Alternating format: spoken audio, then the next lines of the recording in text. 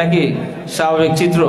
কারণ আল্লাহ রসুল সাল্লাল্লাহু আলাইহি সাল্লামের সুন্নতে যে আমরা ফলো করি, এই সুন্নতের মধ্যে চরিত্র গুণের যে সুন্নত আছে এইটারে আমাদের ফলো করা দরকার। এই চরিত্র গুণের মাধ্যমে আমরা জগৎবাসীরে আমরা মুক্ত করতে পারবো, ইসলামের প্রতি তারে আকৃষ্ট করতে পারবো। সমাজ বিনির্মাণে এটাই সবচেয়ে বড় ভূমিকা রাখে। নামাজ আমার ব্যক্তিগত আমল, রোজা আমার ব্যক্তিগত আমল, এগুলোর প্রভাব সীমিত, কিন্তু এই চরিত্রের প্রভাব অত্যন্ত দূর পর্যন্ত করায়, মানুষের সহজে কি করে বশীভূত করে, আকৃষ্ট করে। আল্লাহ রাব্বুল আলামিনের কাছে এই দোয়া কামনা করি যে আল্লাহ রাব্বুল আলামিন এই সিরাত মাহফিলের আয়োজনের মাধ্যমে আমাদের চরিত্রে উৎসকর্ষ করার মানসিকতা যেন আল্লাহ তৈরি করে দেয়, আমরা এই পথে আগবাড়তে পারি। ওয়া আখিরু দাওয়ানা আলহামদুলিল্লাহি রাব্বিল আলামিন।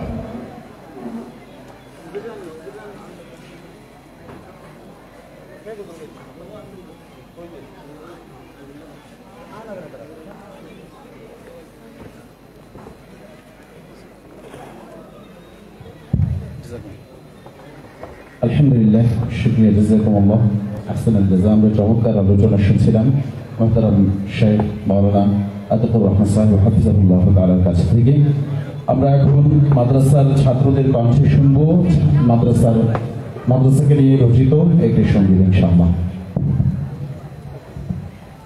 আলহামদুলিল্লাহ, আমরা দেখতে পাচ্ছি আমাদের মাঝে এসে উপস্থিত হয়েছেন আজকের সম্মানিত প্রধান আলোচক, বিশিষ্ট ইসলামী চিন্তাবিদ, বিদগ্ধ লেখক, চিন্তাবিদ শেখ মাওলানা শরীফ মোহাম্মদ হাফিজাহুল্লাহ তাআলা। ইনশাআল্লাহ শেখ এখনই আমাদের সামনে গুরুত্বপূর্ণ আলোচনা রাখবেন। আচ্ছা, আমরা মেহরবানি করে বাহিরের মেহমানদেরকে এবং এলাকার ওলামায়ে কেরামকে আর সামনের সারিগুলোতে জায়গা দেই। ছাত্র যারা আছো পেছন দিকে উঠে যাও, আর এলাকার মানুষ যারা আছেন তাদেরকেও আমরা চেয়ারে জায়গা দেবো, এবং ছাত্র যারা আছো তারা পেছনে দাঁড়াবে, অথবা আমরা বড়দের চটের ব্যবস্থা করবো, চটের মধ্যে করবে। আমরা মেহমানদেরকে বসার সুযোগ করে দিই। এখানে মেহমানরা দাঁড়িয়ে আছে, মেহমানদেরকে আমরা বসার সুযোগ করে দিই, এবং ছাত্ররা পেছনের দিকে চলে যাবে। আমরা সকলে বসে পড়ি ইনশাআল্লাহ, আলোচনা চলবে। আর মাদ্রাসার ছাত্র যারা আছো সবাই মাঠে চলে আসো, কেউ বাইরে থাকবে না, কেউ উপরে থাকবে না, সবাই চলে আসো। বিভিন্ন রুমে ছাত্রদেরকে দেখা যাচ্ছে, এখানে কারা, সবাই নিচে চলে আসো। এবারে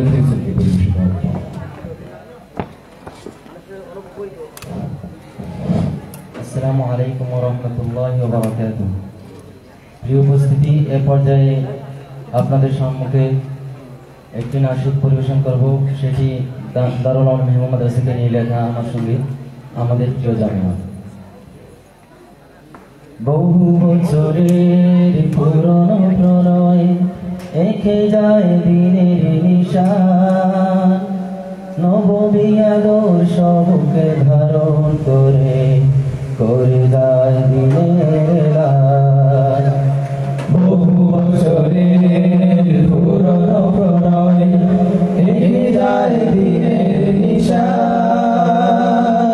নববী আদর্শ বুকে ধারণ করে যায় দিনের এলান। প্রদীপের জলকালি ঐশী আলোর বাণী সুর বাজে হাত দাসানা,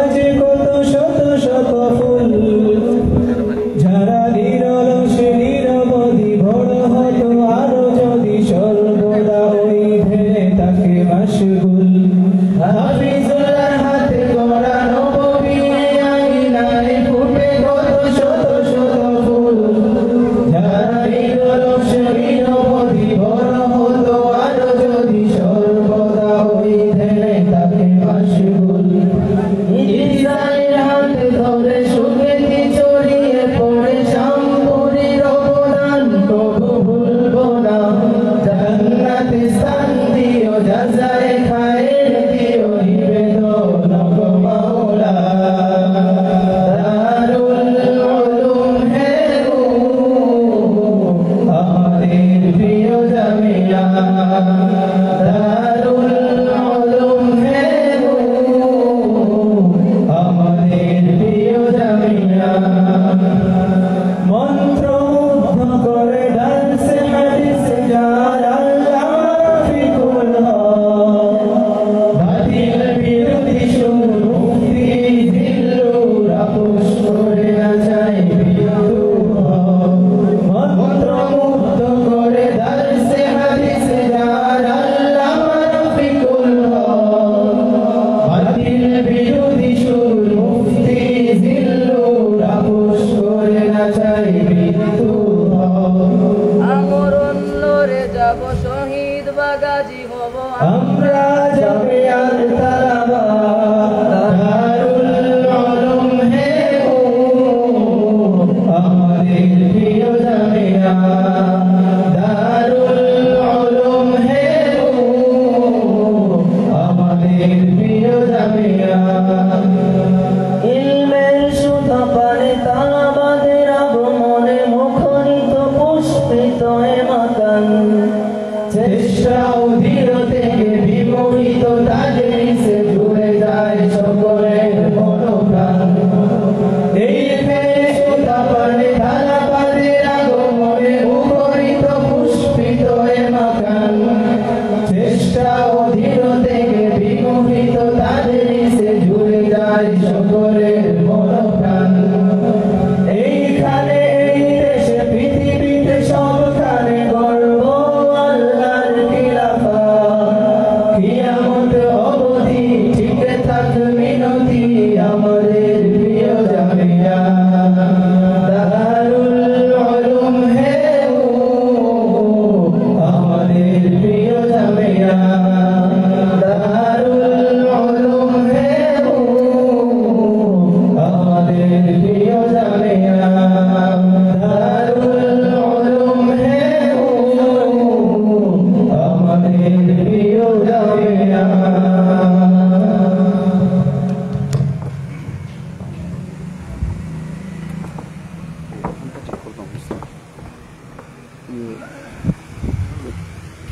এটা কি পায়ের সরাসরি হবে?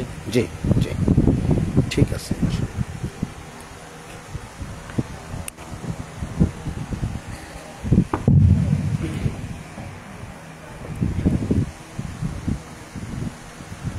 আমি আবার বলছি, মেহরবানি করে বাহিরের মেহমান যারা আসবেন তাদের জন্য আমাদের ছাত্র ভাইরা সবাই সিট ছেড়ে দেবেন, তারা বসবেন এবং আমরা পেছনে দাঁড়িয়ে থাকবো প্রয়োজনে, অথবা পরবর্তীতে আমরা চটের ব্যবস্থা করবো যাতে করে সবাই সুন্দরভাবে বসে আলোচনা শুনতে পারি ইনশাআল্লাহ।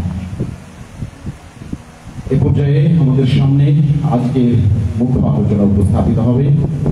সিরাত এবং বর্তমান প্রেক্ষাপট নিয়ে অত্যন্ত গুরুত্বপূর্ণ আলোচনা উপস্থাপন করবেন বিদগ্ধ লেখক, বিশিষ্ট ইসলামী চিন্তাবিদ, সুচিন্তক, আলেম, দার্শনিক, গবেষক মাওলানা শাইখ শরীফ মোহাম্মদ হাফিজাহুল্লাহ তাআলা শাহকে তার গুরুত্বপূর্ণ আলোচনা পেশ করার জন্য বিনীত অনুরোধ জ্ঞাপন করছি।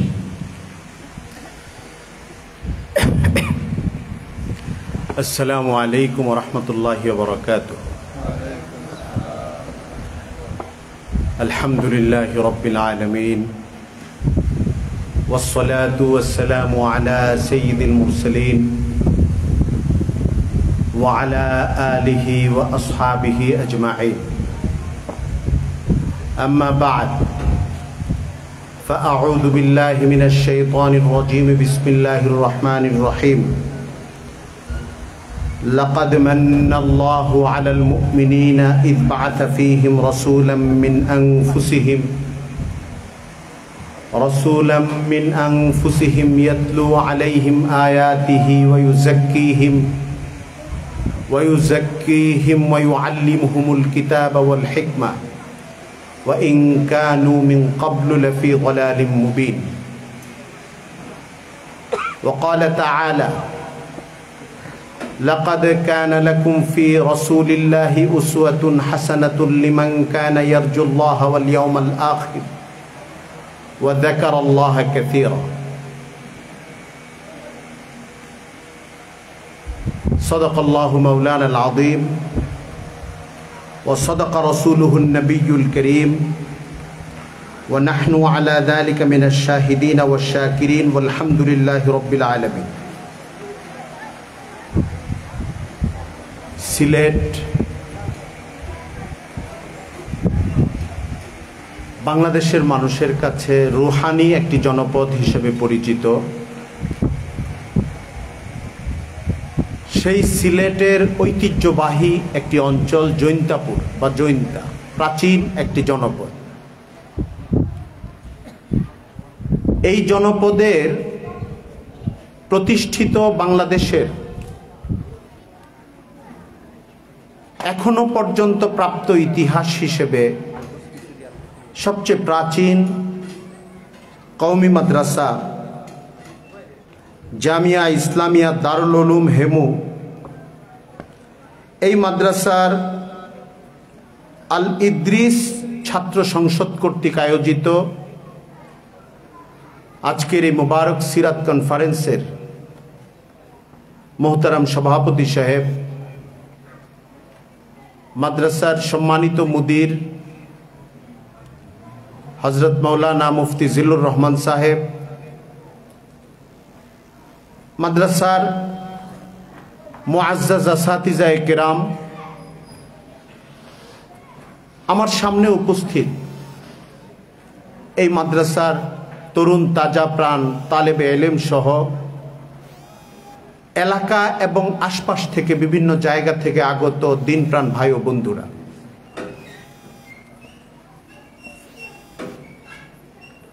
সিরাতুন নবী সাল্লাল্লাহু আলাইহি ওয়াসাল্লাম উম্মতের জন্যে, দুনিয়াবাসী মানুষের জন্যে, দুনিয়া এবং আখিরাত উভয় জাহানে কামিয়াবির সবচেয়ে বড় একটা পন্থা, একটা মাধ্যম। সিরাতুন নবী কি জিনিস? হযরত রাসূল করিম সাল্লাল্লাহু আলাইহি ওয়াসাল্লামের জীবন চরিত, জীবন আলোচনা, বৃহত্তর অর্থে তার জীবন। হযরত আয়েশা সিদ্দিকা রাদিয়াল্লাহু তাআলা আনহা উম্মুল মুমিনিন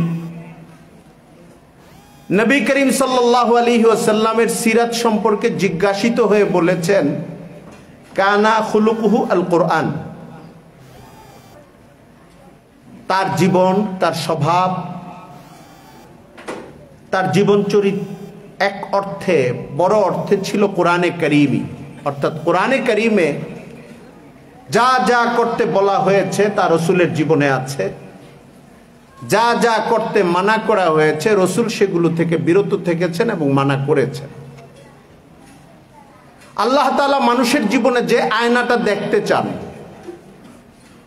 যে প্রতিবিম্ব দেখতে চান, যে ছবিটা আল্লাহর কাছে প্রত্যাশিত, পৃথিবীতে সেই চেহারাটা, সেই ছবিটা, সেই নমুনাটা সবচেয়ে সফলভাবে, সবচেয়ে সুন্দরভাবে, সবচেয়ে কার্যকরভাবে পৃথিবীতে উপস্থাপিত করেছেন আল্লাহ তাআলার প্রেরিত সর্বশেষ নবী এবং রাসূল সাইয়্যিদুনা হযরত মুহাম্মদ সাল্লাল্লাহু আলাইহি ওয়াসাল্লাম।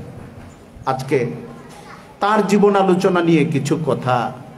ঐতিহ্যবাহী এই মাদ্রাসায় প্রেক্ষাপট অনেক মুবারক, নিসবত অনেক উঁচু,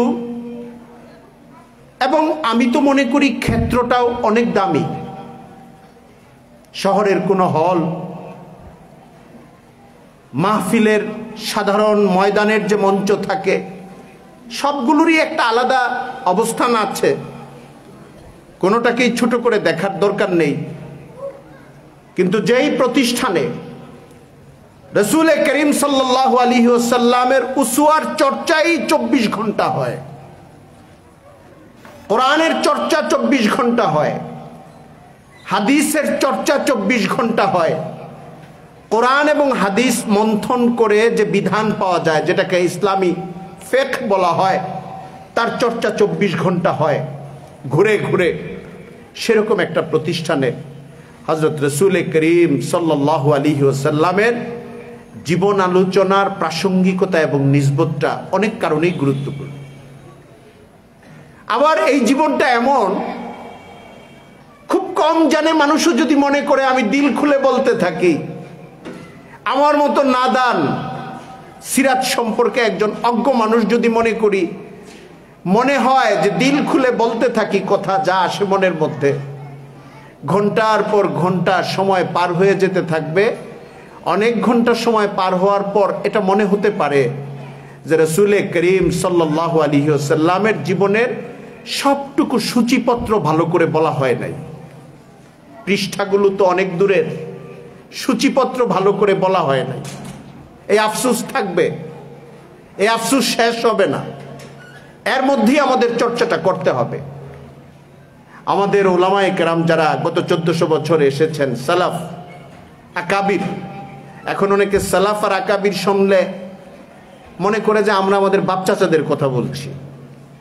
মানে মানুষের নানান রকমের বুঝ থাকে। সালাফ আকাবির সাহাবায়ে কেরাম থেকে নিয়ে এই পর্যন্ত ইসলামের যারা কিংবদন্তি তুল্য ব্যক্তিত্ব, যারা দিনকে বহন করেছেন, দিন শিখিয়েছেন, শিখেছেন, দিনের জন্য মেহনত করেছেন, দাওয়াত দিয়েছেন, দিনের রাস্তায় মানুষকে ইসলাহ করেছেন, দিনের জন্য জিহাদ করেছেন, দিনের জন্য জীবন কুরবানি করেছেন। আপনি আরো বলতে থাকেন যতগুলো শাখা দায়ী এবং আলেমরা করেছেন গত 1400 বছর যাবত, এবং যেই পথ চলা এখনো চালু আছে, এবং রাসূল করিম সাল্লাল্লাহু আলাইহি ওয়াসাল্লামের বাণী অনুযায়ী কিয়ামত পর্যন্ত হক্কানি একটা গ্রুপ যেই পথ চলা অব্যাহত রাখবেন, তাদের বিশিষ্ট ব্যক্তিরাই হচ্ছেন সালাফ এবং আকাবির।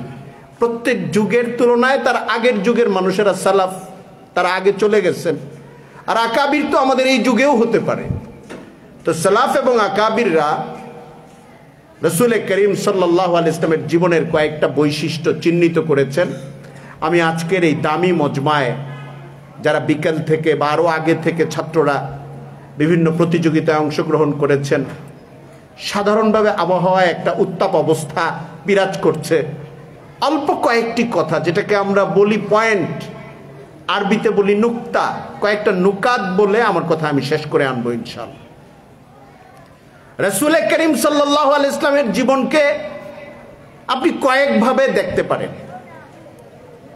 আমরা আমাদের তরুণ বাচ্চাদেরকে অনেক সময় বলি, কলেজ ইউনিভার্সিটির ছাত্র ভাইদেরকেও আমি বলি যখন আলোচনার সুযোগ হয়, যে একটা তো হলো ঘটনাবলীগুলো দেখা। রাসূল যে সময়ে জন্ম নিয়েছেন, আরব বা পৃথিবী তখন কেমন ছিল, সব সিরাতের আলোচনায় এটা শুরুতেই আসে।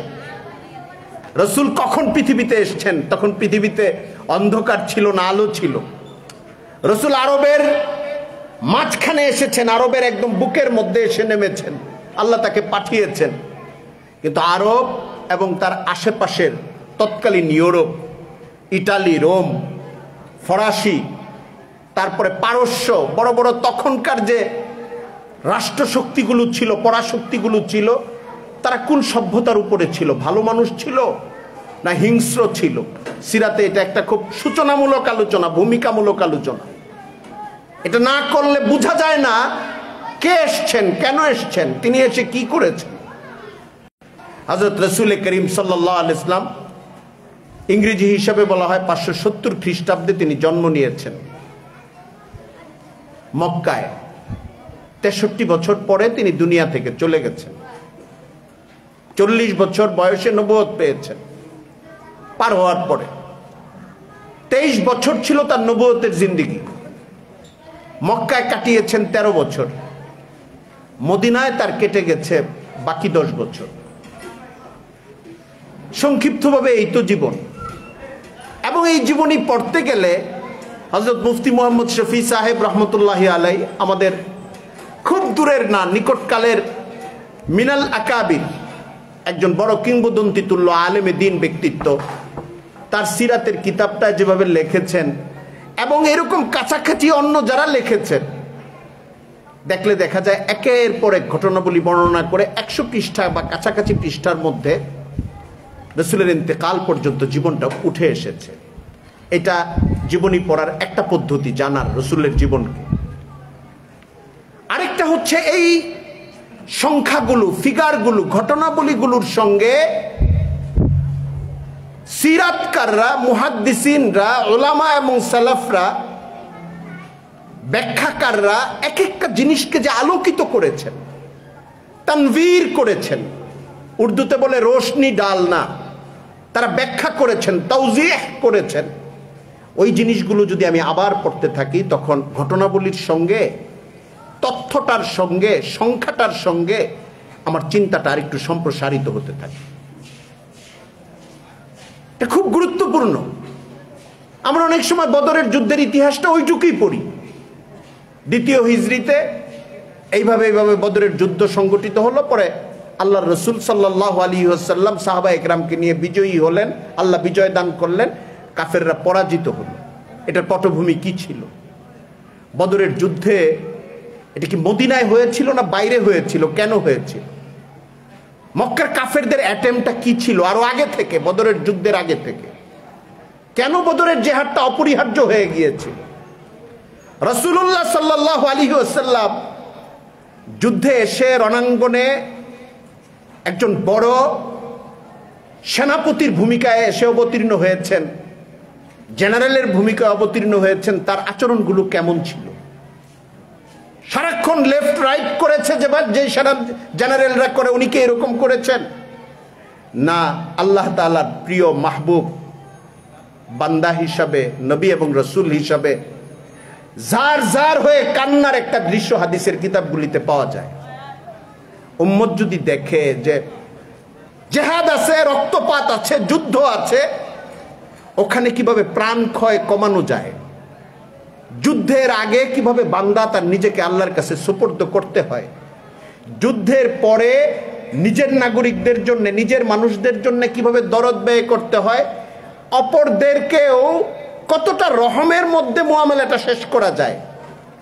আপনি এই ইতিহাসগুলোর যদি ব্যাখ্যাগুলো না পড়েন, প্রাথমিক ছাত্রদেরকে বলি যে আমরা ঘটনাগুলি পড়েন, প্রথম বছর যদি সিরাতে খাতামুল আম্বিয়া পড়েন, পরের বছর আমরা বলি সিরাতুন নবী পড়েন, দরকার হলে নবী রহমত পড়েন, সৈয়দ আবুল হাসান আলী নদভী রাহিমাহুল্লাহ তাআলা, তাহলে ওইটা 400 পৃষ্ঠার 500 পৃষ্ঠার ঘটনার সঙ্গে সঙ্গে ঘটনার ব্যাখ্যাগুলো আসতে থাকবে। ইদ্রিস কান্দলুবি সাহেবের সিরাত আছে, তারপরে আসাহুস সিয়ার আছে, শুদ্ধ শুদ্ধ রেওয়ায়েতে ঘটনার বর্ণনা এবং আরো বিশ্লেষণ। অনেক সময় পাঠকের মনে কিছু প্রশ্ন আসে, এই প্রশ্নের উত্তরগুলো তুলে দেওয়া থাকে, এবং সাম্প্রতিক পৃথিবীর ইতিহাসকে বিশ্লেষণ করেও বলা হয়। এই জন্য সিরাতকে দেখার কয়েকটা মাত্রার, একটা হলো ঘটনাবলী, তথ্যাবলীগুলোকে দেখা, আরেকটা হলো সিরাতকে বিভিন্ন আঙ্গিক থেকে যে ব্যাখ্যাগুলো করা হয়েছে, হকপন্থী সালাফরা বিভিন্ন সময় করেছেন, এটাকে মনোযোগ দিয়ে পড়া এবং এটার সঙ্গে নিজেকে রিলেট করা, নিজেকে প্রাসঙ্গিক করা, যে এই ঘটনাটা তাহলে কি। বদরের যুদ্ধে তো একটা ঐতিহাসিক ঘটনা।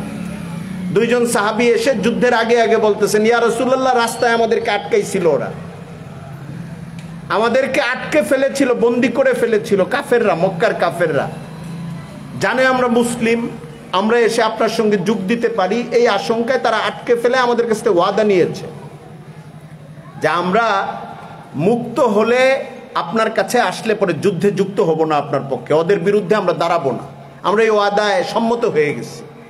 এটা তাদের সাথে হয়ে গেছি বটে, কিন্তু আপনাকে এসে বলছি আমরা জিহাদে নামার জন্য তৈরি, আমাদেরকে লাগান, আপনি কাজে লাগান। রাসূল করিম সাল্লাল্লাহু আলাইহি ওয়াসাল্লাম বললেন, তোমাদের জন্য ওয়াদা পূরণ করাটাই জরুরি।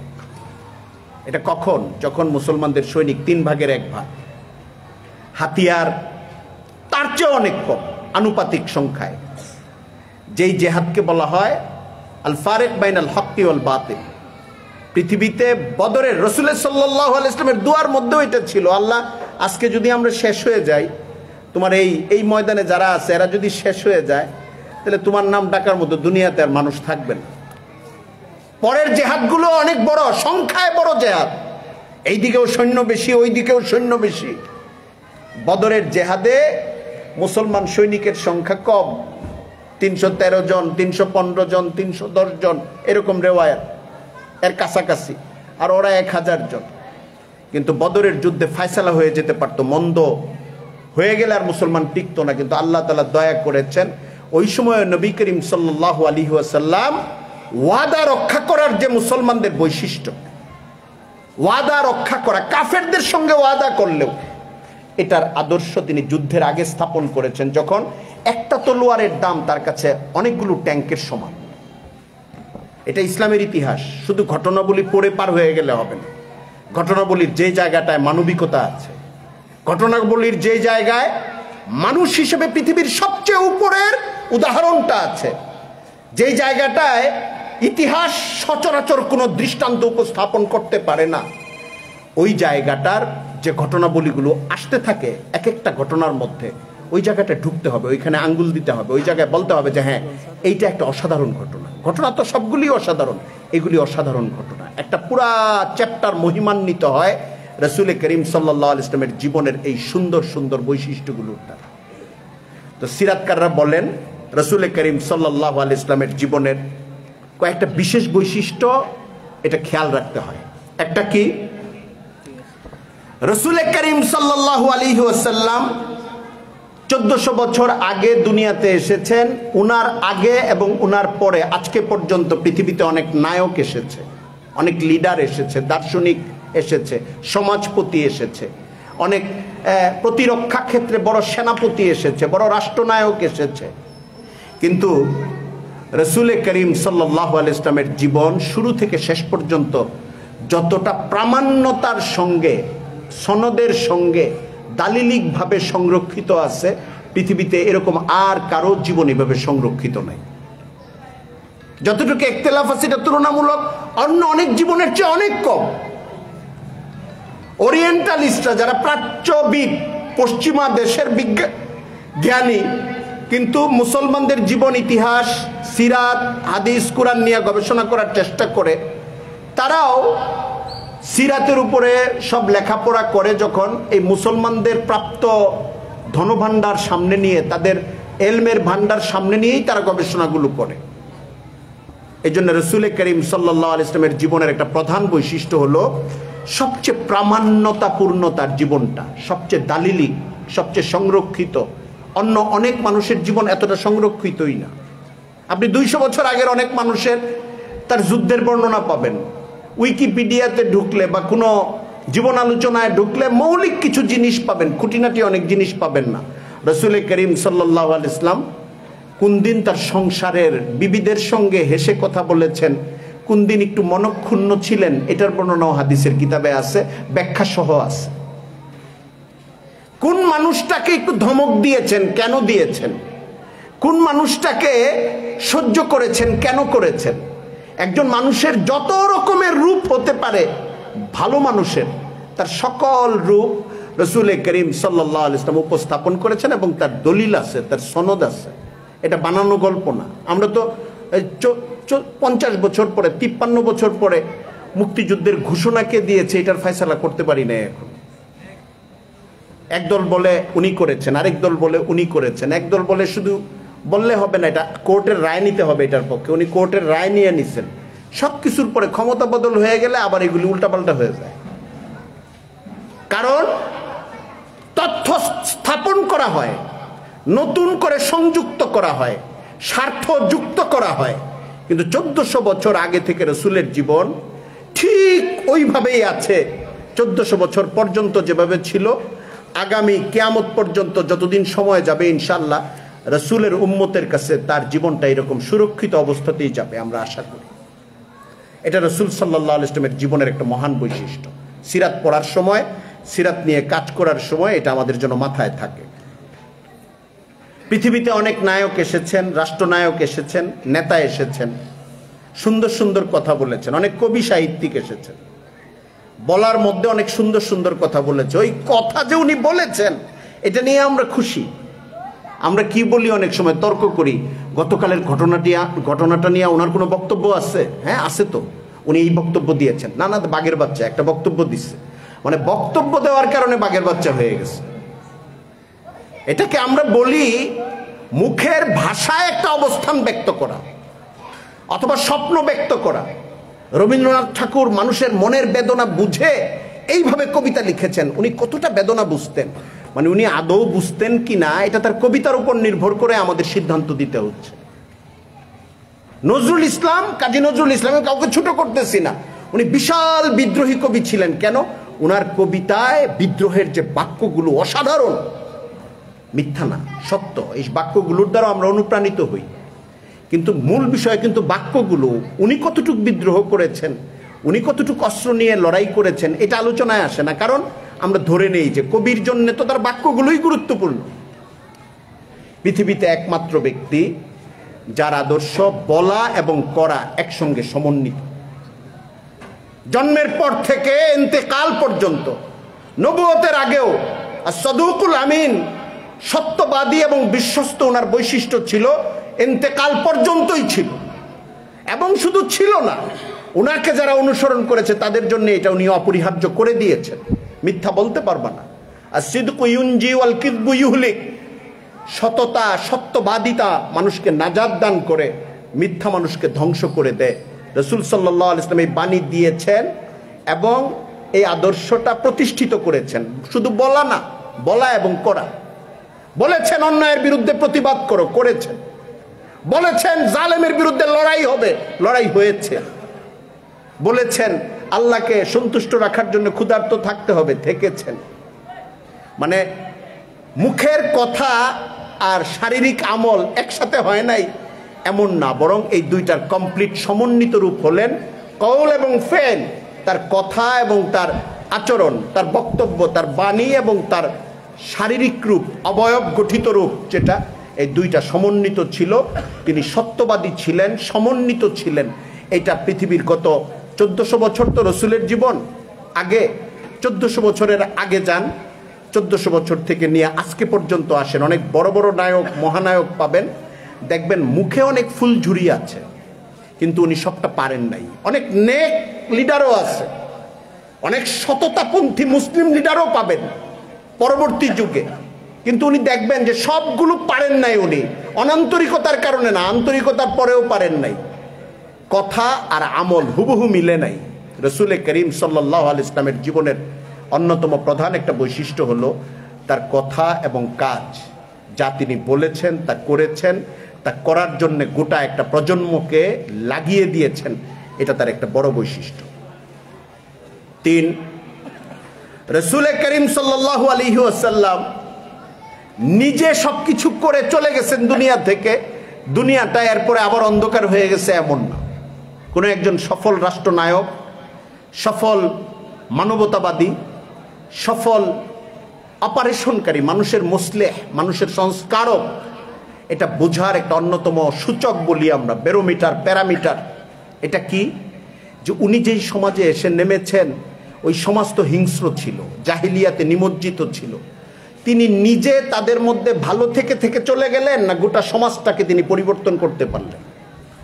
রাসূল যে সমাজে এসেছেন, পৃথিবীর ইতিহাস বলে জাহিলিয়াতে নিমজ্জিত যে সমাজ, সাহাবায়ে কেরামের মধ্যে তো এই ঘটনা আছে যে রসুলকে হত্যা করার জন্য তার 10-20 বছর কেটেছে।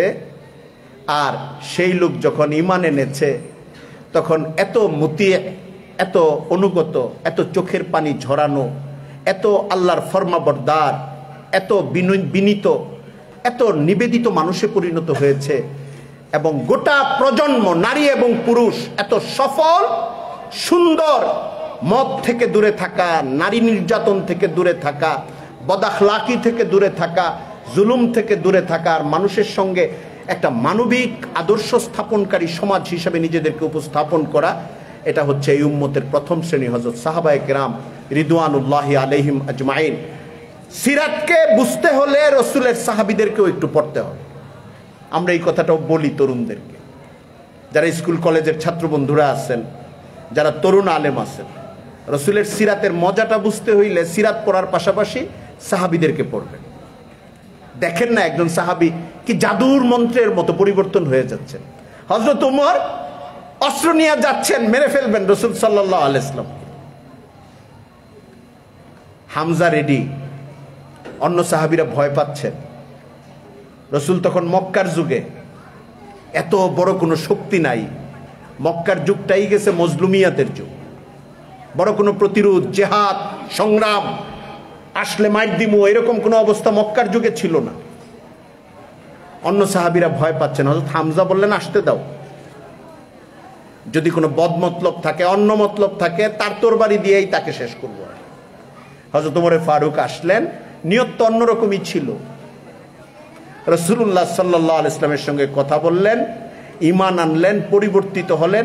এখন কি হযরত ওমরের নামটা মানুষকে চেনাইতে হয় না গোটা পৃথিবী তার নামটা চিনে? এত পরিবর্তিত হইলেন, এত নিবেদিত হইলেন, কই আগুনের মতো ছিলেন, কই তুলার মতো হয়ে গেলেন। আবার তার শৌর্য, বীর্য, প্রাচুর্য সবকিছু আল্লাহর রাসূলের পক্ষে এসে দাঁড়িয়ে গেল। হ্যাঁ, আবু জেহেলের ছেলে ইকরিমা বাবার সঙ্গে আগে থেকে ইসলাম বিরোধী, নবী বিরোধী। বদরের যুদ্ধে তার বাবাকে হারাইলো। আবু জেহেলকে তো মদিনার সাহাবী বাচ্চারা মাইরে দিল, শেষ করে দিল। এটা হিজরতের দ্বিতীয় সন। আবু জেহেলের এই ছেলে, তার ভেতরে আরো আক্রোশ বৃদ্ধি পেল ইসলামের বিরুদ্ধে, নবীর বিরুদ্ধে। মনের মধ্যে প্রতিজ্ঞা গ্রহণ করলো, আমি শেষ করব এদেরকে, আমি আমার জীবন শেষ করে দিব ইসলামের বিরোধিতার জন্য। কি হলো? ইকরিমা উহুদের যুদ্ধে কাফেরদের পক্ষে বিরাট ভূমিকা রাখলেন। খন্দকের যুদ্ধে ভূমিকা তো রাখলেনই, যারা খালের ওই পার থেকে এই পারে বারবার ঢুকার চেষ্টা করছেন, মদিনায় এসে কেমনে একটু হামলা করা যায়, ইকরিমা এর মধ্যে ছিলেন। খন্দকের পরে, সলহে হুদাইবিয়ার পরে, মক্কা বিজয়ের দিন মক্কার যেই লিডারগুলো ডিসিশন নিয়েছে, সবাই আত্মসমর্পণ করলেও আমাদের বড় লিডার আবু সুফিয়ান সাহেব আত্মসমর্পণ করে ফেলছে, কিন্তু আমরা আত্মসমর্পণ করব না, আমরা অস্ত্র খোলা রাখবো, শেষ দেখব, আমরা লড়াই করব, আমরা মক্কা বিজয় করতে দিব না নবীকে। এর মধ্যে ইকরিমা ছিলেন। পরে যখন আর পারে নাই, তখন পালানো শুরু করছেন, কারণ রসুল যেই কয়জনের নামে মৃত্যুদণ্ড দিয়েছেন এর মধ্যে ইকরিমার নাম ছিল। লম্বা ঘটনা। ওনার বিবি এসে রসুলের কাছে ইসলাম গ্রহণ করলেন। ওনার বিবি এক জায়গায়, উনি পালায়া চলে যাচ্ছে আরেক জায়গায়। উম্মু হাকিম এক পর্যায়ে বললেন, ইয়া রাসূলুল্লাহ, আমার স্বামী ইকরিমার জন্য আপনার কাছে আমি আমান চাই। আমান, আরবি আমান শব্দের অর্থ হলো আমি নিরাপত্তা চাই, আপনি উড্র করেন, আপনি যে কতলের ফয়সালা দিয়ে দিয়েছেন মৃত্যুদণ্ডের, এখান থেকে তাকে একটু নিরাপত্তা দেন, আমি এটা জানাবো তাকে, আপনি যদি এটা ঘোষণা দেন তাহলে আমি তাকে নিয়ে আসার চেষ্টা করব। নবী করিম সাল্লাল্লাহু আলাইহি ওয়াসাল্লাম আমান দিয়ে দিলেন। উম্মু হাকিম সমুদ্রের পাড়ে গিয়ে তার স্বামীকে পলায়নপর অবস্থায় পাইল, যে একটু পরে নৌকায় উঠা পার হইয়া এই দেশ ছেড়ে আরেক দেশে চলে যাবে। ওইখান থেকে ধইরা নিয়ে আসলেন। উম্মু হাকিম তখন মুসলিম, ইকরিমা এখনো ইসলাম গ্রহণ করে নাই, কিন্তু ইকরিমা অনেক মোকালামা হয়েছে দুইজনের মধ্যে, কনভারসেশন, জিজ্ঞাসাবাদ। স্বামী তো পলাইতেছে, আবার তাকে ফেরত আনতেছে। তো ওই লোক তো, ইকরিমা তো সেরকম লিডার ছিল ওই সময়ও। উনি জিজ্ঞেস করতেছেন, তুমি যে বললা আমাকে আমান দেওয়া হয়েছে, আমাকে গেলে মারবে না, এটা তুমি কই শুনলা? এটা কি বাইদা বাই আরেকজনের মাধ্যমে শুনছো, না কেমনে শুনলা বলো আমাকে? এটা তো হইতে পারে না, আমি তো কম জ্বালাই নাই তারে, আমাকে তো এভাবে ছেড়ে দিতে পারে না। উম্মু হাকিম বললেন, আমি নিজে তোমার জন্য আমান নিয়েছি, আমি বলেছি, উনি আমাকে বলেছেন, মাঝখানে কোনো লোক নাই, ডাইরেক্ট আমি শুনেছি। তাহলে ঠিক আছে, কারণ উনি মিথ্যা কথা বলেন। এখনো ইকরিমা ইসলাম গ্রহণ করেন নাই। ইকরিমা আসলেন, নবীজি আগে থেকে খবর পেয়ে গেলেন ইকরিমা আসতেছেন, তার পাশে সাহাবীরা বসা। কি পরিমাণ মানবতাবাদী! উনি অন্য সাহাবীদেরকে বললেন, ইকরিমা তো আসতেছে, তার বাবার কথা বইলা কেউ গালিটালি দিও না,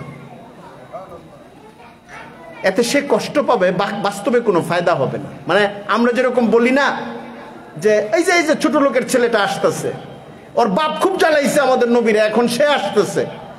আবু জেহেলের প্রতি সবার রাগ আছে, এটা তো হইতেই পারে।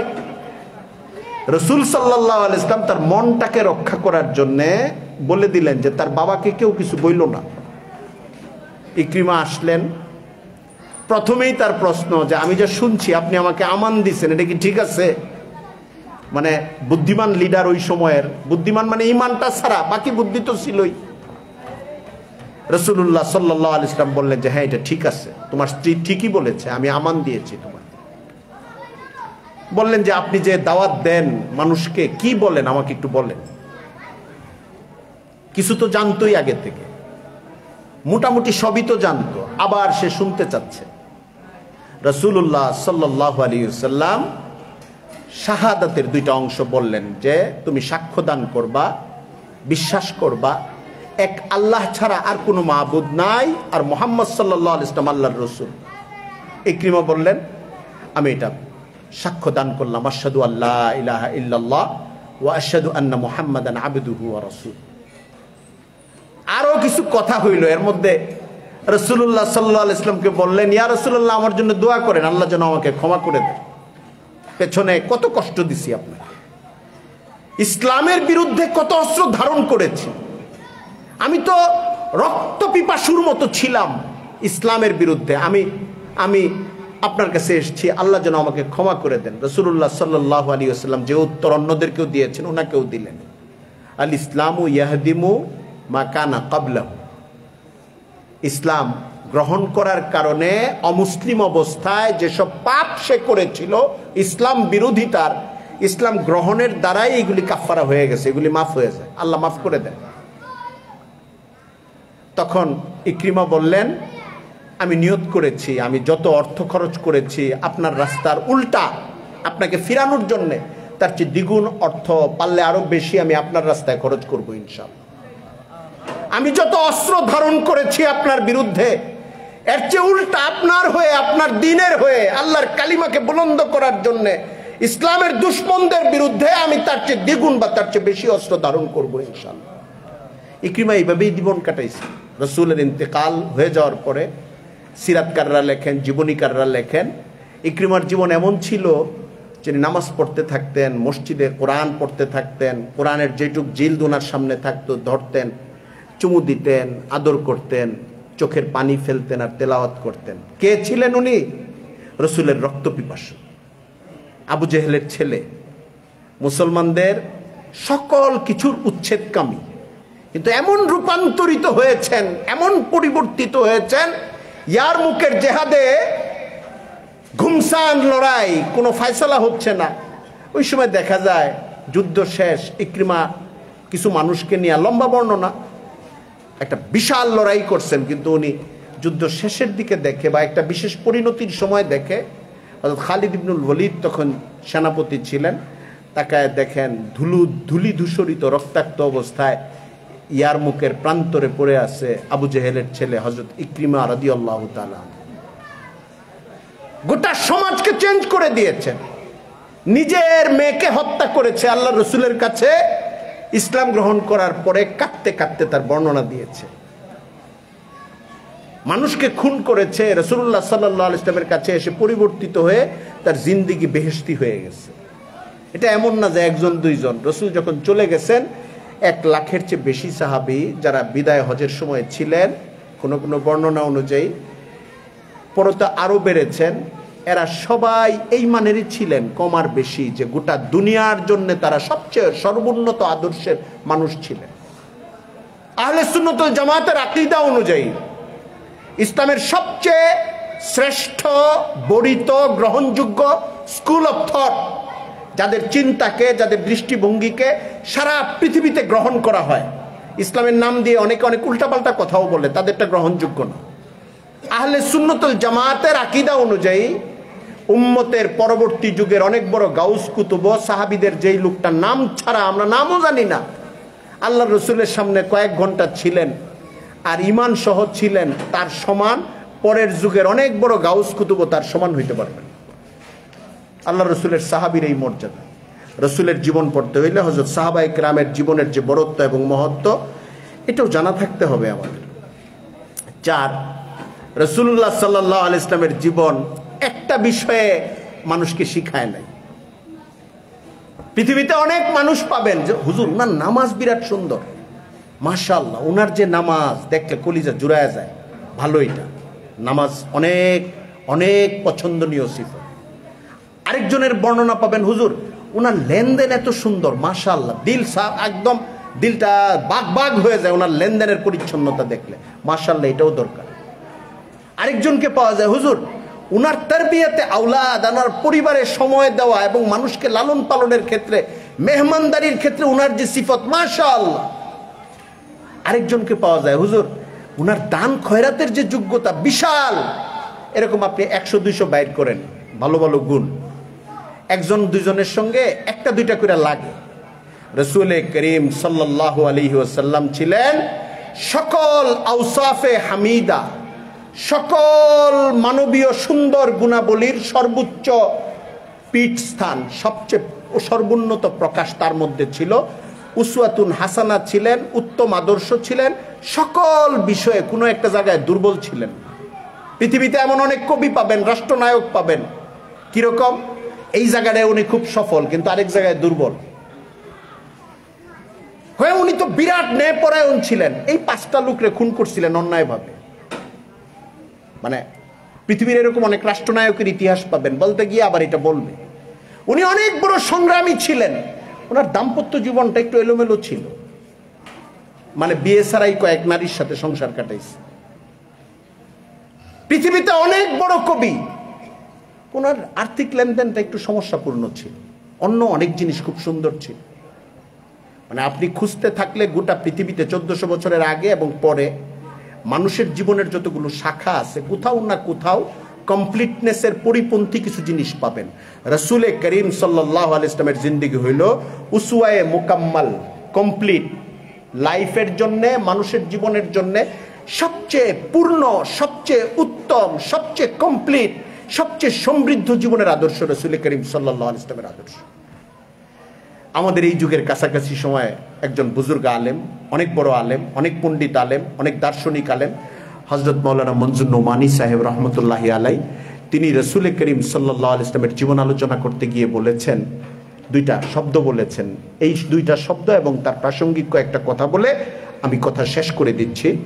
বলেছেন রাসূল করিম সাল্লাল্লাহু আলাইহি ওয়াসাল্লাম দুনিয়াতে এসে খালেক আর মাখলুকের সঙ্গে মানুষের নিসবত কি হবে এটা শিখিয়ে গেছে।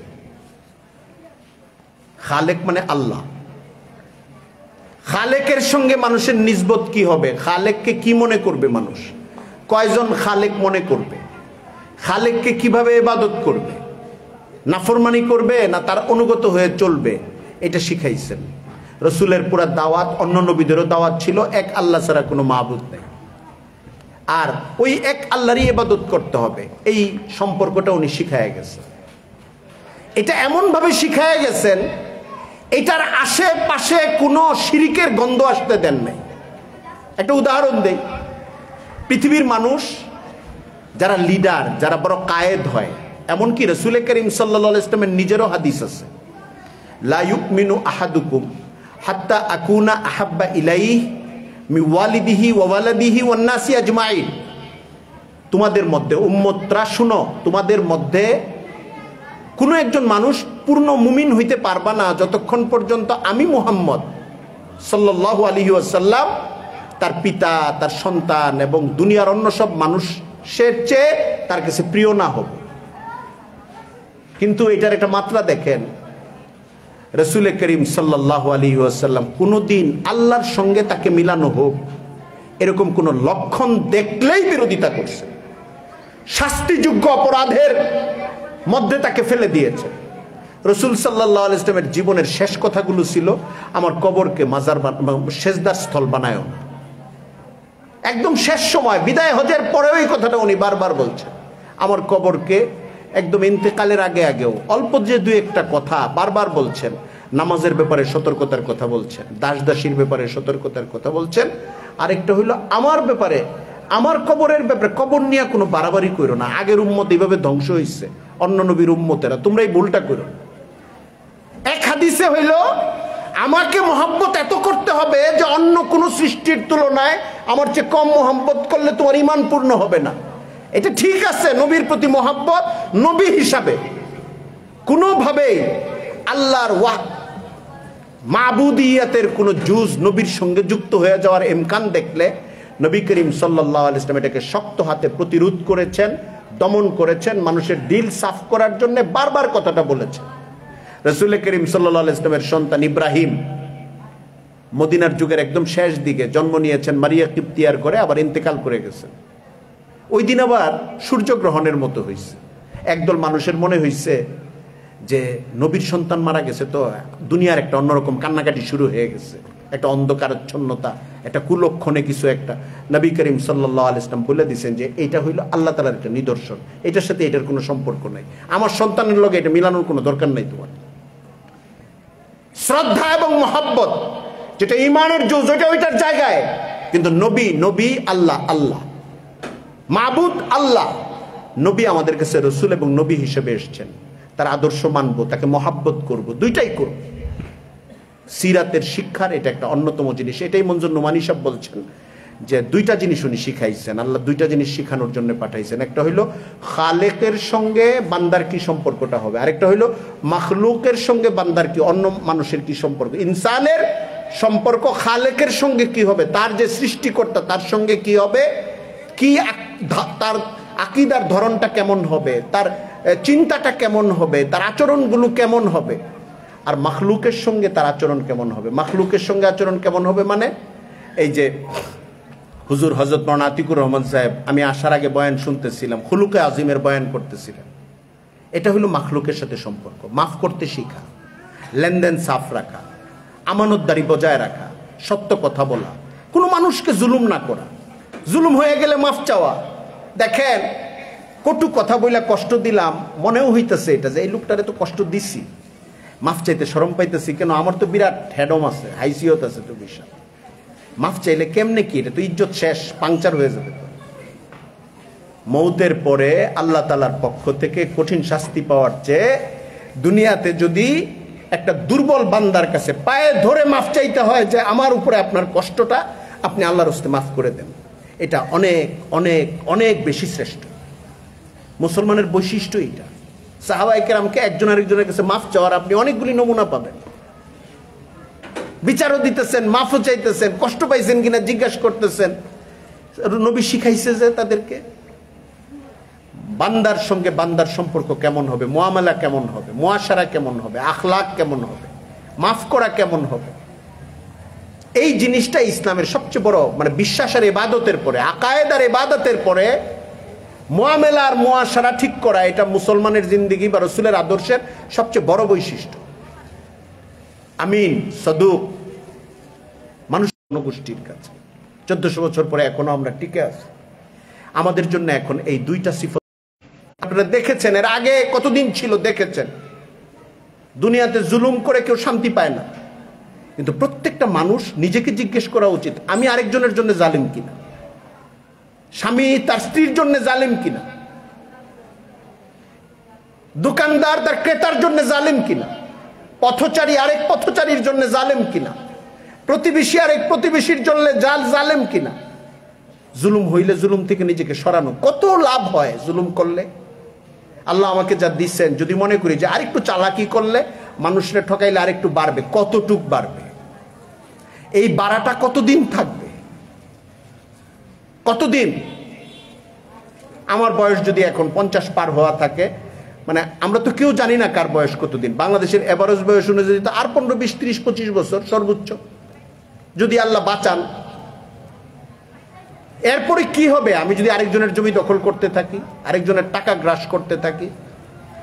বিশাল ক্ষমতা, ক্ষমতায় যখন আমাদের নেতা নেত্রীরা থাকে, মনেই করে না এই সূর্য কোনোদিন অস্ত যাবে। এরপরে যখন আল্লাহ তাআলা সূর্যটাকে অস্ত নেন, পালাবে কোন দিক দিয়ে এই রাস্তা খুঁজে পায় না। অথচ এটা হওয়া উচিত ছিল না। যারা গেছে তারা গেছে, এখন যারা আছে তাদেরকে বলতেছি আপনারাও জুলুম থেকে মুক্ত থাকেন।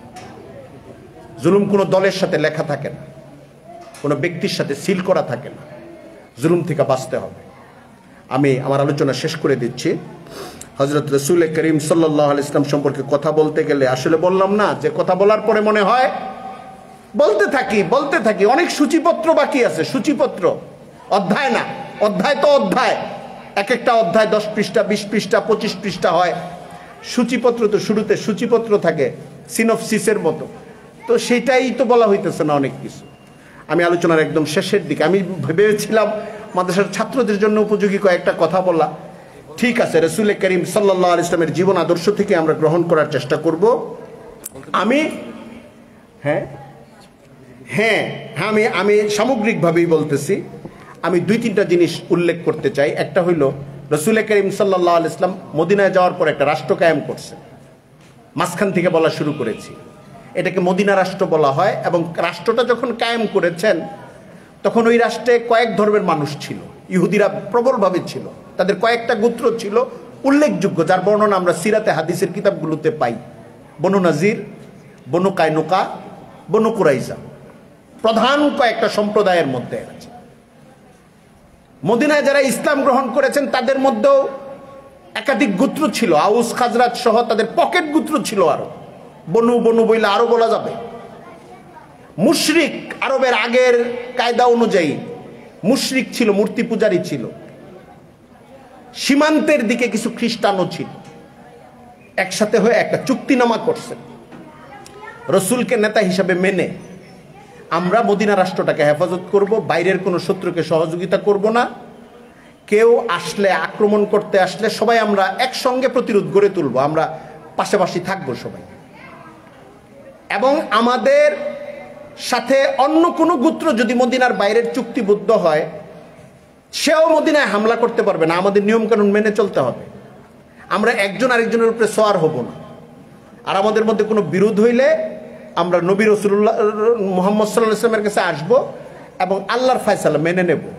সিরাতকাররা বলেন যে এই জিনিসটার দ্বারা বোঝা যায় আন্তঃধর্মীয় সহাবস্থান ইসলামী রাষ্ট্রের একটা গুরুত্বপূর্ণ নীতি। আন্তঃধর্মীয় সহাবস্থান মানে কি? মুসলমানরা ধরেন 85 ভাগ আছে, ওই রাষ্ট্রে অন্য অন্য ধর্মের কিছু নাগরিক থাকলে তারাও বেঁচে থাকবে, তারাও চলবে, তাদেরও সামাজিক জীবন আছে, তাদেরও নিরাপত্তা থাকবে। কিন্তু রাষ্ট্রীয় মূলনীতির জায়গায় গুরুত্বপূর্ণভাবে অবস্থান থাকবে ইসলামের, যেরকম মদিনা সনদে আছে। তারা বলেইছে ওই চুক্তির মধ্যে এটা আছে, আমাদের কোনো বিরোধ হলে মীমাংসা করে দিবেন রাসূল সাল্লাল্লাহু আলাইহি ওয়াসাল্লাম। আল্লাহর নির্দেশ অনুযায়ী, ফয়সালা অনুযায়ী তিনি ফয়সালা দিয়ে দিবেন। অন্য গোত্রগুলো এটা মেনে নিয়েছে। এটা তারা কেন মেনেছে? তারা এই জন্য মেনেছে যে রাসূল সাল্লাল্লাহু আলাইহি ওয়াসাল্লাম ইনসাফের খেলাফ তো কিছু করবেন না, এটা তারা বুঝে গেছে নবী সাল্লাল্লাহু আলাইহি ওয়াসাল্লামের ব্যাপারে। এই জন্যে মদিনা সনদের এই কনসেপ্টটাকে ব্যবহার করে 2 শ্রেণীর মানুষ। আমরা যারা করি, আমরা ইসলামের রাষ্ট্রীয় আদর্শ বোঝানোর জন্য বলি, মানে উলামায়ে কেরাম করে। আরেক শ্রেণীর মানুষ আছে, ইসলাম তার দরকার নাই, তার দরকার সেকুলারিজম। সে নামাজ রোজার সাথে তার বিশেষ কোনো সম্পর্ক নাই, রাষ্ট্রীয় দর্শন হিসাবে সে সেকুলারিজমকে পছন্দ করে। সেকুলারিজমের খোলাসা হইল রাষ্ট্র কোনো ধর্মের সাথে সম্পর্ক থাকবে না। এটা শুনলে অনেক সময় মিষ্টি লাগে, শুনলে অনেক সময় মনে হয় যে সেকুলারিজমের মানে হলো রাষ্ট্রটা হিন্দুরও হবে না, মুসলিমেরও হবে না, সবাই রাষ্ট্রটার মধ্যে থাকবে। আসলে এত সরল না অর্থটা। সেকুলারিজমের মানে হলো রাষ্ট্রের নাগরিকদের সাথে ধর্মের কোনো সম্পর্ক করাই যাবে না। আমার এই কথাটা একটু ব্যাখ্যা লাগবে। ব্যাখ্যা হলো, আপনি স্কুলে পড়ে আপনার মেয়ে, ওই স্কুলের মেয়েকে আপনি বুরকা পইরা পাঠাইছেন ঢাকা ইউনিভার্সিটিতে। ঢাকা ইউনিভার্সিটির যে কোনো শিক্ষক যদি বলে এই মেয়ে তোমার বুরকা খুলো, তাহলে তার বুরকা খুলে ফেলতে হবে। কেন? এটা ঘটছে বাংলাদেশে, আমি এই জন্য বলতেছি। কেন? আমার রাষ্ট্র তো সেকুলার। আমার ক্লাসে একটা মেয়ে বুরকা পরে আসবে কেন? রাষ্ট্রের মধ্যে তো ধর্মীয় কোনো ধর্মের তো না রাষ্ট্রটা। সুতরাং রাষ্ট্রটাকে আমরা সেকুলার রাখবো, আমার ক্লাসেও এটা বাস্তবায়িত হবে। সে বুরকা পড়তে পারবে না, তাকে আইডেন্টিটি ক্লিয়ার করার জন্য বুরকার বাইরে তাকে থাকতে হবে। ঢাকা ইউনিভার্সিটির বাংলা বিভাগের মেয়েরা এটার কারণে অত্যাচারিত হয়ে কোর্টে মামলা করছে। মামলাও ওই শিক্ষকদের পক্ষে আসছে যারা বলছে যে বুরকা খুলে ফেলতে হবে। তার মানে কি দাঁড়াইলো? আপনি ধর্ম মানতে চাবেন নিজের উদ্যোগে, কিন্তু সেকুলারিজমকে ব্যবহার করে আপনার গায়ের থেকে ধর্মটাকে খুইলা নামানোর সুযোগ থাকে। কোন একটা স্কুল বা কলেজ বা মাদ্রাসায় যদি আইন করা হয় পর্দানশীল নারীরা এখানে বোরকা পরবে, আমাদের এটা নিয়ম, যারা পড়বে তারা এটা মেনে চলবে। ওখানে যদি কোনো গার্জিয়ান বা ভর্তি হওয়ার পরে 1-2 সপ্তাহ পরে কোনো মেয়ে তার গার্জিয়ানকে নিয়ে আদালতে গিয়া বলে এই আইন আমি মানি না, আমি সব আইন মানি, চান্দা দিমু, মাসিক যে ভর্তি ফিটি সব দেব, বোরকা পরার আইনটা মানবো না। কেন মানবো না? রাষ্ট্র তো সেকুলার, আমার উপরে এটা চাপায় দেওয়া হবে কেন? দেখেন, শুনলে মনে হয়, প্রথমে কিন্তু আমাদের মনে হয়েছে রাষ্ট্রটা হিন্দুরও না, রাষ্ট্রটা মুসলিমেরও না, রাষ্ট্রটা বৌদ্ধরও না, রাষ্ট্রটা খ্রিস্টানেরও না। সেকুলারিজমের অর্থ হইল এইটা। কিন্তু আপনি আমলের মধ্যে এসে দেখতেছেন মুসলমানদের মধ্যে কয়েকটা ভাগ হইতেছে। কেউ আছে বুরকা মানবে, কেউ মানবে না, নামাজ মানবে, মানবে না, ইসলামী রাষ্ট্র মানবে, মানবে না, ইসলামী নিজাম মানবে, মানবে না। এর মধ্যে 3-4টা ভাগ করে দেওয়া, হিন্দুদেরকে রাইখা দেন আলাদা। এর মধ্যে যেটা নাস্তিক টাইপের, তার কথা রক্ষা করতে হয়। সে সিরাত নিয়ে উল্টাপাল্টা কথা বলতে থাকে, তাকে বলা হয় আপনি থামেন। কোর্ট বলে তার তো বাকস্বাধীনতা আছে, রাষ্ট্র তো সেকুলার, তাকে এটা করতে দেন। এই জন্যে সেকুলারিজমকে প্রতিষ্ঠিত করা মদিনা সনদ দিয়ে এটা একটা গলত চিন্তা। সেকুলারিজম মানে হলো রাষ্ট্র থেকে ধর্মকে বিচ্ছিন্ন করা, ব্যক্তিগত পরিসরেও সামাজিক পরিসরেও। এটা একটা অন্যায় কাজ। কিন্তু আন্তধর্মীয় সহাবস্থান এটা গ্রহণযোগ্য। এটা খলিফাতুল মুসলিমিনদের যুগে হয়েছে, রসুলের যুগে হয়েছে, পরবর্তী মুসলিম খলিফাদের সময়ে হয়েছে, নিরাপত্তা দান করেছে। তবে যখন অন্য কোনো দেশের সঙ্গে, রাষ্ট্রের সঙ্গে লড়াই শুরু হয়েছে, জেহাদ শুরু হয়েছে, কোনো গ্রুপ মুসলমানদের রাষ্ট্রের সঙ্গে জেহাদ শুরু করেছে, তাদের সঙ্গে জেহাদ হয়েছে। আর নিজের দেশের অমুসলিমরা যদি ওদের সাথে যোগ না দিয়ে মুসলিম দেশের পক্ষে থেকেছে, তাদেরকে স্পর্শ করা হয়। এটা ইসলামী রাষ্ট্রের একটা নীতি, রসুলের রাষ্ট্রেরও এটাই নীতি। 2 নাম্বার হলো, আমরা গত কয়েকদিন যাবৎ দেখতেছি শান্তি সহাবস্থানের নামে এমন কিছু ফিতনার উদ্ভাবন করা হচ্ছে যেটা ইসলামে নাই। বলা হচ্ছে যে বাংলাদেশের ইসলাম চলবে, আরবের ইসলাম চলবে না। আপনারা শুনছেন কিনা কথাটা? এবং কেউ কেউ এই কথা বলার চেষ্টা করতেছে যে বাংলাদেশে বাউলরা যেটা করে এটাও ইসলাম। তারপরে আরো অনেক ধরনের ভণ্ডামি যেগুলি ইসলাম থেকে, ইসলামের অনুমোদিত না, এমন অনেক কিছু আছে তারা এতদিন যাবৎ করতেছে। এটা করতে দিতে হবে কেন? এটা আমরা একসঙ্গে থাকি তো, সেকুলার স্টেট তো, এই জন্য এটা করতে দিতে হবে, আপনি বাধা দিবেন কেন?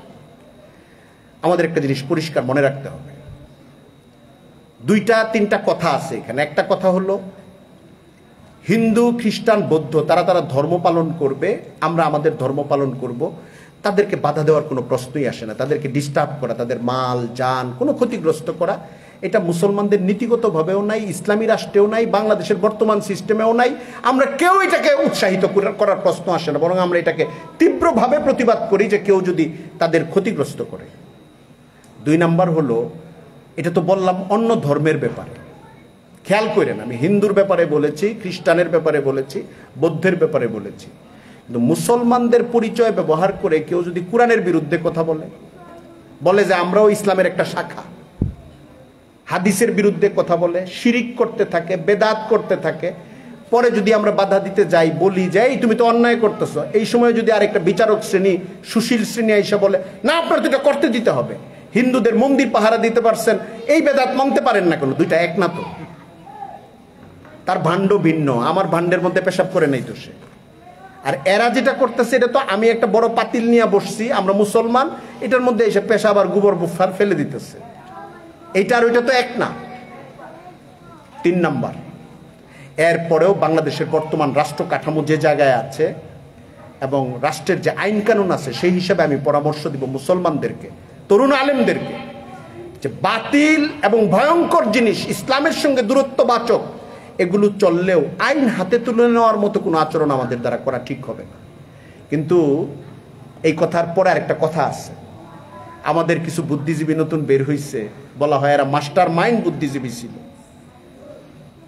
বাউলদের মতো একতারা নিয়ে নাচে, গান গায়, বাংলাদেশের নদীমাতৃক ইসলাম রাখতে হবে। পরিষ্কার বলে দেই, গুমরাহি। আমরা হাত তোলার বিপক্ষে হইল আইন মানার কারণে, শৃঙ্খলা রক্ষার জন্য। গুই আমরা গুড়া ছিটানোর পক্ষে না, যে মানুষের কাপড় নাপাক হবে, দেশের পরিস্থিতি নষ্ট হবে, কিন্তু গুড়ে আমরা হালুয়া বলবো না। কথা বুঝে আসছে আপনাদের? ভেতর পরিষ্কার থাকতে হবে। এই যে রসুলের রাষ্ট্রে আন্তধর্মীয় সহাবস্থান ছিল, এটারও ব্যাখ্যা লাগবে। ব্যাখ্যাটা কি? যে তার মানে হইল রসুল সাল্লাল্লাহু আলাইহি ইসলামের মদিনা রাষ্ট্রে ইহুদি, খ্রিস্টান এবং মুশরিক যারা ছিল, মূর্তি পূজারী, তাহলে তারাও ঠিকই ছিল। ঠিক না থাকলে রসুল তাদেরকে মেনে নিলেন কেন? না, এই ব্যাখ্যা সঠিক না। তারা তাদের রংনেসের উপরেই রসুলের নিরাপত্তার মধ্যে ছিল। ঈমান এবং আকীদা মুসলমানের থাকবে, এক আল্লাহ ছাড়া কোনো মাবুদ নাই, ইসলাম ছাড়া কোনো দিন আল্লাহর কাছে মকবুল না। ওয়া মান ইয়াবতাগি গায়রাল ইসলামি দীনান ফালা ইউকবালা মিনহু, তার মন সাফ থাকবে যে আমি এক আল্লাহর জন্য নিবেদিত, আমার ধর্ম ইসলাম। অন্য যারা আছে তারা একসঙ্গে থাকবে, তাদেরটা করবে। আমরা জানি ওটা শিরিক, আমরা জানি ওটা অন্যায়, আমরা জানি আমাদের এক আল্লাহ বাদ দিয়ে তারা যা করছে এটা তাদের জন্য জাহান্নামে যাওয়ার জন্য যথেষ্ট, কিন্তু আমরা তাদেরকে লাঠি নিয়ে ফিরাবো না, তাদের নিরাপত্তা বিঘ্নিত করব না। এটা একটা কর্মপন্থা, যে কর্মপন্থার কারণে আমরা হাত তুলব না, আইন অমান্য করব না, আমরা শান্তি বিঘ্নিত করব না। কিন্তু আমাদের দিল যেন এই গুঞ্জায়েশ তৈরি না করে যে ওইটাও ভালো এটাও ভালো, এরকম যেন তৈরি না করে, এবং এরকম একটা লজিক তৈরি না করে যে ওইটা কম ভালো আমাদেরটা বেশি ভালো। এটা তো দিনই না, এই জায়গায় গুমরাহি আনা যাবে না। মদিনা রাষ্ট্র, মদিনা সনদকে কেন্দ্র করে এরকম একটা বুঝ আনা যে অন্যরাও গ্রহণযোগ্য ধর্মীয় দৃষ্টিকোণ থেকে, আমার দিলের মধ্যে না, মানুষ হিসাবে আপনি তাকে কদর করেন, মেহমানদারি করেন, টাকা দেন, বিপদে পড়লে পয়সা দেন, কোনো সমস্যা নাই, কিন্তু তার ধর্মীয় অবস্থানটাকে আপনি একটু সহনযোগ্য মনে করবেন যে হ্যাঁ ইসলামে এটার গুঞ্জায়েশ আছে। এই কিছু লোক আছে 2000 মূর্তি পূজা করে, এরা 5টা করে, তাহলে আমাদের সাথে কাছাকাছি হয়ে গেছে, এরা মুসলমানদের মতোই প্রায়। এরকম একটা চিন্তা হইতে পারে না? এই চিন্তাটা রং চিন্তা। এক আল্লাহর সঙ্গে একটা অনুপরিমাণ শরীকও যদি কেউ করে তাহলে সে শিরিকের মধ্যে চলে গেল, ওইখান থেকে বের করতে হবে। শারীরিক মানসিক পরিবেশগত নিরাপত্তা দেওয়া এটা হলো একটা ফোন, আর নিজের ইমান আমানকে দুর্বল করা এটা হলো আরেকটা ফোন। এটা করা যাবে না। এটা ব্যাখ্যা করার জন্য আমরা আরেকটা জিনিস বলতে পারি। জামবাগ একটা মলম আছে, কে কে চিনেন? জামবাগ মুরব্বীরা জানেন, হাতে পায়ে ব্যথা পাইলে জামবাগ ব্যবহার করে। আচ্ছা আর একটু সহজ করে দিই, হাত পাও কেটে গেলে আমরা একটা লিকুইড ব্যবহার করি ডাক্তারদের কাছে, স্যাভলন, স্যাভলন ব্যবহার করি না? বা এই টাইপের কোনো একটা লিকুইড ব্যবহার করি। এটা কি করি? অ্যান্টিসেপটিক হিসাবে, যেন রোগের জীবাণু ছড়ায় না যায়। কিন্তু এখন যদি বলে হুজুর আমার তো গত 5 দিন যাবত পেট খারাপ চলতেছিল, পেটের ভিতরে তো অনেক জীবাণু, এই জন্য আমি আজকে সকালে 1 কাপ স্যাভলন খাইছি। এখন এই লোকের এই অনুমান কি ঠিক আছে না ভুল হয়ে গেছে তার? কেন? কারণ হলো যেই জিনিসটা যেই জায়গার, এটা এক্সটার্নাল একটা প্রিপারেশন, ত্বকের উপরের কাজগুলো করার জন্য জামবাগ বা স্যাভলন, আর মুখের গহ্বর দিয়া পেটের ভেতরে যে চিকিৎসা এটার জন্য তার ওষুধ ভিন্ন। স্যাভলন দিয়া যদি কেউ বলে যে হুজুর আমার গত 1 সপ্তাহ যাবত চোখটা লাল হয়ে থাকে, আমি দেখলাম চোখে অনেক জীবাণু জমছে, আমার এক বড় ভাই বলছে, পরে সে তো আর ওষুধ বইলা দেয় নাই, বাসায় স্যাভলন ছিল, পরে আমি স্যাভলন লাগাই আনিছি চোখের মধ্যে। এমনকি তার চোখ ভালো হইলো না খারাপ হইলো এটা তো আপনি আমি বুঝি, ডাক্তার না হয়েও বুঝি। তার মানে হইল অমুসলিমদের ইমান, আকিদা, বিশ্বাসের বিষয়টার ব্যাপারে ইসলামের যে অবস্থান, ওই অবস্থান যেটাকে আমরা আত্মিক ইমান ইয়াকিন বলি, ওই জায়গাটায় একদম নিরাপদযোগ্য, কোনো আপোষ করা যাবে না। আচরণগত জায়গায় আপনি তাকে কষ্ট দিবেন না, তার লেনদেনে তাকে ঠকাবেন না, তার নিরাপত্তা বিঘ্নিত করবেন না। এমনকি আপনি যদি বেশিরভাগ নাগরিক মুসলিম হয়, ওইখানেও সে বসবাস করে আর সে পূজা করতে চায় যে হুজুর আমার তো মৌসুমি, আমাদের উপাসনার পদ্ধতি শুরু হয়েছে, করে না, আপনারটা করে, আমার মানে ওইটাতে তাকে 14 রকমের সহযোগিতা দিতে থাকা এটাও ভালো না, কারণ এটা তো শিরিক। আপনি করেন, আমি পাহারাদারি করবো যেন আপনার কোনো সমস্যা না হয়, নিরাপত্তা আমার দ্বারা বিঘ্নিত হবে না। আমার চাচাতো মামাতো ভাই করতে আসলো, আমি ফিরাবো, অতিরিক্ত তুলুর দরকার নাই যে না আপনার মূর্তি আমি বানায় দিতেছি, এটা দরকার নাই। মানে সীমা বুঝবেন, ইমান ইয়াকিনের জায়গায় দুর্বল হওয়া যাবে না, আবার জুলুম করা যাবে না। রাসূলুল্লাহ সাল্লাল্লাহু আলাইহি ওয়াসাল্লামের রাষ্ট্রের এটা মূলনীতি। আর যারা নানান বেদাতগুলোকে ইসলামের অংশ হিসেবে চালাইতে চায় তাদের ব্যাপারে পরিষ্কার মনে রাখবেন, এক হলো তারা সামাজিক সমস্যা তৈরি করছে, কিন্তু যেহেতু দেশে একটা রাষ্ট্র এবং এখানে একটা আইন চলে, এই জন্য আইন হাতে তুলে নেওয়া কোনো সমাধান না, কিন্তু মানুষকে ইসলাহের ভিত্তিতে কথা বলতে থাকা যে মাজার পূজা করা যাবে না, কোনো মাইয়েতকে সেজদা দেওয়া যাবে না, গাঁজা মদ হারাম, মাজারের কাছে হোক মাজারের বাইরে হোক নেশাদ্রব্যের ব্যবহার ইসলামের দৃষ্টিতে হারাম, বাংলাদেশের আইনেও এটা নিষিদ্ধ। আরও আপনি 4-5টা বিষয় এরকম বের করতে পারবেন যেটা ইসলামে প্রচণ্ডভাবে নিষিদ্ধ। এই কথাগুলো বারবার বলতে থাকতে হবে, সমাজের মানুষকে আলোকিত করতে হবে, মানুষকে দ্বীনের মাসাইলগুলো জানাইতে হবে। দেশ যেহেতু একটা আইনে চলে এটা, এবং দেশ ইসলামী নিজামে আসে নাই, থাকলে আপনার কষ্ট করতে হইতো না। ইসলামী নিজামে চলে আসলে খলিফাতুল মুসলিমিন পুলিশ পাঠায় দিয়ে কিন্তু পিটনা দিয়ে এদেরকে হাতের মধ্যে দড়ি বান্ধা নিয়ে আয়, সাইজ করে ফেলতো। কিন্তু যেহেতু এটা নাই, আমাদের ইসলাহি দাওয়াতি কাজ বাড়াইতে হবে, সামাজিক প্রেসার তৈরি করতে হবে। কোনো অবস্থাতে আইন হাতে তুলে নিয়ে এমন একটা ইস্যুর মধ্যে আমরা যাইতে পারবো না যেটাতে গেলে সামনে আমাদের সকল দাওয়াতি ইসলাহি তালিমি কাজ বিপন্ন হয়। কেন এই কথা বলছিলাম যে ছাত্রদের কিছু ইস্যু নিয়ে কথা বলবো। ছোট্ট করে শুধু এইটুক বলি, গত 100 বছর আগে ইসলামী খেলাফত ধ্বংস হয়ে গেছে। তুরস্কে যে খেলাফত ছিল 1924 সনে, গত 60-70 বছর আগে উপনিবেশ কলোনিশিপ ছিল পৃথিবীর বিভিন্ন দেশে, আমরাও ছিলাম। ব্রিটিশ রাজত্ব চলে যাওয়ার পরে তাদের রেখে যাওয়া সিস্টেম এবং শিক্ষা ব্যবস্থায় আমরা চলছি। এরপরে গত 10-15 বছর যাবৎ তথ্যের একটা মহাসমুদ্রে আমরা ঢুকে গেছি। আজ থেকে 40-50 বছর আগে যারা মুরব্বীরা আছেন তারা জানবেন, ঢাকার একটা ঘটনা আমরা জৈন্তায় জানলে পরের দিন দৈনিক ইত্তেফাক দেখা সন্ধ্যার সময় মাগরিবের সময় জানা যেত যে ঘটনা এটা ঘটছে। আর রাত্রে জানতে হইলে বিবিসি দিনের দাওয়াত শিখতে হবে, ইসলাহ শিখতে হবে। দাওয়াতেরই অনেক মারহালা আছে, একটা মারহালা হইল ইসলাহ। ইসলাহ কি? অনেকে বলে যে আসবে কিনা, কবে আসবে, এটা অনেক দূরের জিনিস। কিন্তু গোটা উম্মতের ইতিহাসে হুকুমতের অপেক্ষায় দাওয়াত বন্ধ থাকে নাই, কিন্তু আপনি এটা পাবেন না। হুকুমতের অপেক্ষায় তালিম বন্ধ থাকে নাই। যদি থাকতো, দারুল উলুম দেওবন্দ 1866-তে জন্ম হইত। 1866 হইল ইংরেজ ব্রিটিশ বিপ্লবের সময় বাহাদুর শাহ জাফরকে বের করে রেঙ্গুনে পাঠায় দিছে। ব্যাপক পিটনা টিটনা দিয়া আলেম উলামা মুসলমানদেরকে গাছে ঝুলায়া মাইট টাইট দিয়া নতুন করে তারা করায়ত্ত করছে 1857 সনে। তার 9 বছর পরে দারুল উলুম দেওবন্দ জন্ম হয়েছে। এবং যারা জন্ম দিচ্ছেন, প্রতিষ্ঠা করছেন, তারা 1857-এর সময় সিপাহী বিপ্লবেরই এক ফাঁকে শামিলির লড়াই হইতেছিল, ওই লড়াইয়ে যুক্ত ছিলেন। কিছুদিনের জন্য রাষ্ট্রের একটা অংশ, উত্তরপ্রদেশের কিছু অংশ ব্রিটিশ সৈনিকদের হাত থেকে তারা করায়ত্ত করে নিয়ে গেছিলেন।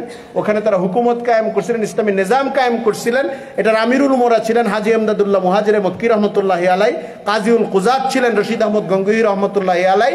আর বড় সিপাহ সালার ছিলেন হযরত কাসেম নানুতুবি রহমতুল্লাহি আলাই। উনাদের মধ্য থেকে হযরত হাজী এমদাদুল্লাহ মুহাজিরে মক্কি সাহেব যখন গ্রেফতার ইত্যাদি শুরু হয়ে যায়, মশওয়ারার ভিত্তিতে উনি মক্কায় হিজরত করে চলে যান। উনি ওইখানেই পরবর্তীতে ইন্তেকাল করেন। হারাম শরীফের কাছে 1-2 কিলোমিটারের মধ্যে জান্নাতুল মাআল্লা বা মাকবারাতুল মাআল্লা, এখানে মাদফুন অবস্থায় আছেন। পুরা পাক ভারত উপমহাদেশের আলেমদের অন্যতম বড় সর্দার সৈয়দুত তাইফা হযরত হাজী এমদাদুল্লাহ মুহাজিরে মক্কি রহমতুল্লাহি আলাই। কাসেম নানুতুবি আর রশিদ আহমদ গঙ্গোহী দেশে থেকে যান। তাদেরকে একবার এখানে গ্রেফতার করতে চায়, একবার এখানে গ্রেফতার করতে চায়। তারা এক একবার আত্মগোপন করে করে চলেন। চলতে চলতে মশওয়ারা করতে করতে মুসলমানদের বিপন্ন সময়, হুকুমত নাই, রাষ্ট্র নাই, মুসলমানদের সমাজ বিপন্ন হবে। তারা চিন্তা করছেন মুসলমানদেরকে সহি রাখতে হইলে কোরআন আর হাদিসের এলেমের চর্চা লাগবে, কোরআন আর হাদিসের এলেমের চর্চার জন্য মাদ্রাসা লাগবে। তারা দেওবন্দের মতো একটা অজ পাড়া গায়ে, যেখানে মানুষ যায় না, ভয় পায়, ওই রকম জায়গায় দারুল উলুম একটা আরবি মাদ্রাসা নামে একটা মাদ্রাসা প্রতিষ্ঠা করছেন। আরো 50-60-70 বছর পরে, 1857-এর 90 বছর পরে ভারত স্বাধীন হয়েছে, কিন্তু ওনারা ঠিক পরাধীনতার সময় তালিম জারি রাখছেন।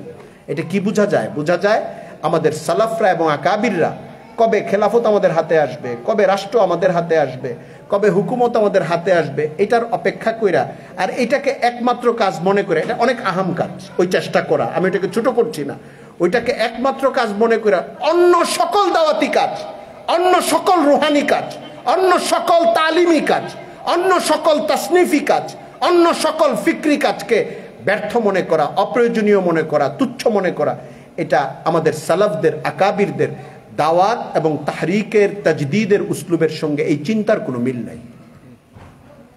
আমি আজকে এই কি জায়গাটার নাম হেমু, ঐতিহাসিক হেমু মাদ্রাসা, কওমি মাদ্রাসার বলা হয় দারুল উলুম দেওবন্দের 13-14 বছর পরে এই মাদ্রাসাটা প্রতিষ্ঠা হয়েছে।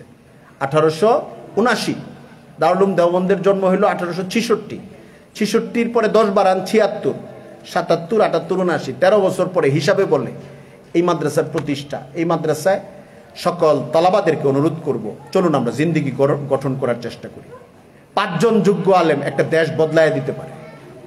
5 জন যোগ্য আলেম সাহসের সঙ্গে কথা বলে, এলমি সম্পদ লাগবে, সাথে ফিকির লাগবে, হিম্মত লাগবে, আজিমত লাগবে, আত্মমর্যাদা লাগবে, গায়রাত লাগবে। দেখবেন দেশ কাঁপতে থাকবে।